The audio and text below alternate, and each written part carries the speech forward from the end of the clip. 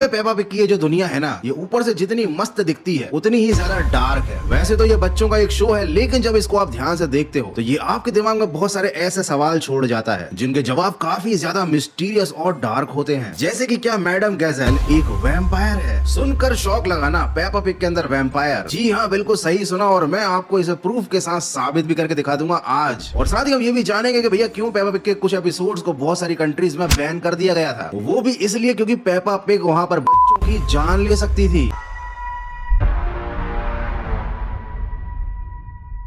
Mister skinny legs, ये Peppa pig की series का एक ऐसा एपिसोड था जिसको कुछ देशों में बैन कर दिया गया था क्योंकि इसने धमाल मचा कर रख दिया था। जिन जगह पर इसे बैन किया गया था वहां के गवर्नमेंट से कहना था कि पेपा पिग का ये एपिसोड बच्चों की जान ले सकता है। अब हो सकता है कि तुम ये सोचोगे गौरव भाई इतना मासूम कार्टून है, ये जान लेगा कैसे? तो ये जो एपिसोड था मिस्टर स्किनी लेग्स, इसमें पेपा और उसका छोटा भाई जॉर्ज एक छोटी सी मकड़ी से मिलते हैं जिसे वो प्यार से मिस्टर स्किनी लेग्स बुलाते हैं। पेपा के पापा उन्हें समझाते हैं कि मकड़ी से डरना छोड़ दो, ये हमें नुकसान नहीं पहुंचा सकती। फिर पेपा और जॉर्ज खुशी खुशी उस मकड़ी के साथ खेलने लगते हैं, दोस्ती करने लगते हैं। लेकिन जब ये एपिसोड ऑस्ट्रेलिया में लाइव किया गया तो वहाँ के पेरेंट्स ने इस एपिसोड की कंप्लेंट कर दी, क्योंकि भैया ऑस्ट्रेलिया एक ऐसा देश है जहाँ पर बहुत ही ज्यादा खतरनाक और जहरीली जानलेवा मकड़ियां रहती हैं। और अगर बच्चों को कार्टून देखकर ये शिक्षा मिल गई कि मकड़ियां खतरनाक नहीं होती, इनके साथ दोस्ती कर लो, इनके साथ खेल लो, तो हो सकता है ऑस्ट्रेलिया में रहने वाले बहुत सारे बच्चे इस बात को फॉलो कर लें। अब भैया बच्चों को तो नहीं पता ना कि कौन सी मकड़ी जहरीली है और कौन सी जानलेवा नहीं है, तो इसीलिए बच्चों की सेफ्टी को ध्यान में रखते हुए बच्चों को स्पाइडरमैन बनने से रोकने के लिए ऑस्ट्रेलिया की सरकार ने पेपा पिग के इस एपिसोड को बैन करवा दिया था। तुमको ये वीडियो अभी तक खुशकी लग रहा है तो हो जा तैयार, क्योंकि अब हम देखने वाले हैं इस वीडियो का सबसे डेडली पार्ट और जानने वाले हैं कि क्या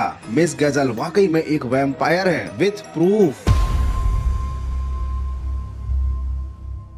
पेपा पिग की स्कूल टीचर मैडम गैज़ेल एक वैम्पायर हो सकती है। इन्हीं सारे क्लूज में सबसे पहला क्लू है कि मैडम गैज़ेल का जो रिफ्लेक्शन है वो आईने में दिखाई ही नहीं देता। अगर तुमको यकीन ना हो तो जरा इसे देख लो। ये एक एपिसोड था पेपा पिग का जिसमें मैडम गैज़ेल और बच्चे एक पार्टी में होते हैं और तब उनका रिफ्लेक्शन शीशे में दिखाई ही नहीं देता, और ये बिल्कुल एक वैम्पायर की तरह है, क्योंकि कहा जाता है कि वैम्पायर का अक्स भी शीशे में नहीं दिखता है। दूसरा क्लू जो है उनका नाम है मैडम गैज़ेल, और गैज़ेल का जो मतलब होता है ना वो फ्रेंच वर्ड में वैम्पायर से थोड़ा सा रिलेटेड होता है। और सबसे बड़ा क्लू तो ये है कि मैडम गैज़ेल कभी बूढ़ी नहीं होती, क्योंकि उन्होंने पेपा पिग और उसके भाई को पढ़ाने से पहले उनके पेरेंट्स को पढ़ाया था और उनके ग्रैंड पेरेंट्स को पढ़ाया था। तो इसका मतलब तो ये है ना कि मैडम गैज़ेल कभी बूढ़ी नहीं होती। और एक लास्ट क्लू, मैडम गैज़ेल के घर के बाजू में लगा है एक क्रिसमस ट्री जो उनके घर से भी ज्यादा लंबा है। एक एपिसोड में मिस गैज़ेल खुद बताती है कि ये पेड़ कई सैकड़ों साल पुराना है और ये पेड़ उन्होंने खुद लगाया था जब ये पेड़ एक छोटा सा प्लांट था। तो इसका मतलब समझे दया, मैडम गैज़ेल खुद चीख चीख के बता रही है कि मैं इमॉर्टल हूँ, मेरा रिफ्लेक्शन आईने में नहीं आता है, मैं कभी बुढ़ी नहीं होती, कभी मरती नहीं। इसका मतलब क्या है? इसका मतलब ये है कि मिस गैज़ेल एक वैम्पायर है।